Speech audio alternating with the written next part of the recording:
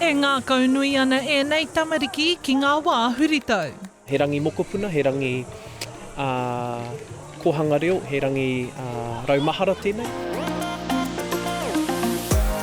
Anō tēnei mārama e whakanui ana te Hohepa Kōhanga Reo i tā rātou huritau whātekau. E ai ki te kaiako tuatahi a whaia te Māori whare, i e rawa te kaumārua noi ho ngā tamariki i haere ki te Hohepa.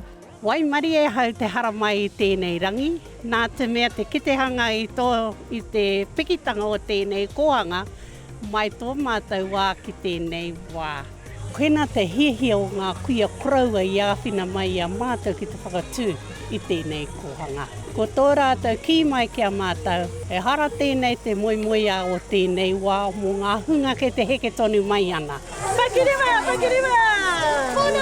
I huki mai nā tamariki i te wā pēpi rātou. Nā ka tipu etahi wā kare mōhio ko wai i rātou. Nā te mea ahua tini tā rātou tinana.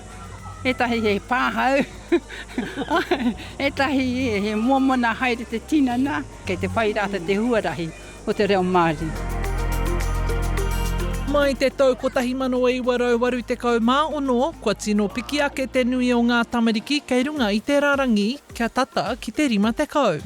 Toko toru ngā tama hinarete ai ka puanaki i tai ki te kōhanga reo, anō nāia nei e rua o rātou ke te haere ki te kura kaupapa. Ko Hohepa tētahi o ngā kōhanga kua roe tū ana. Ka pauri te ngākau ko taku tamaiti mātāmuri kahutia, ākua nei ka timata i ki te kura kaupapa.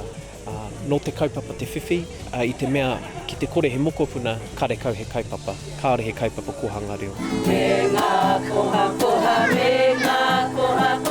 E ai ki te kaumātua o te kōhanga a tere hita, he nui ngā mahi kua whakatutukia e rātou mai te timatanga, a e tiro whakamua ana rātou ki ngā hua ka puta i ngā tau e heke mai nei. E timata mai te kōhanga, nei, ki te kura o Woolston, ana ka tai mātou ki tēnei kōhanga. He tōru whāna tau kohe patu. Ana kei konei tonu au. Ki te kōhanga, ki te kōhanga, ki te kōhanga reo. Kei te tino hia kai ngā mātua ki te tuku, kia whāngahi a rātou tamariki ki te reo. Nō reira ko te wero nui kei runga i te poari, ka mutu kei runga i a tātou katoa ko te whakatipu i te kaupapa. Kia tū anō i tahi atu kōhanga reo, kia whānui ake ngā kōhanga reo e tū ke ana i tēnei wā, hei whāngai i tērā piko. Mā te koutou o te Hohepa Kōhanga Reo. Ora kairangi Nicholas, Tahu News.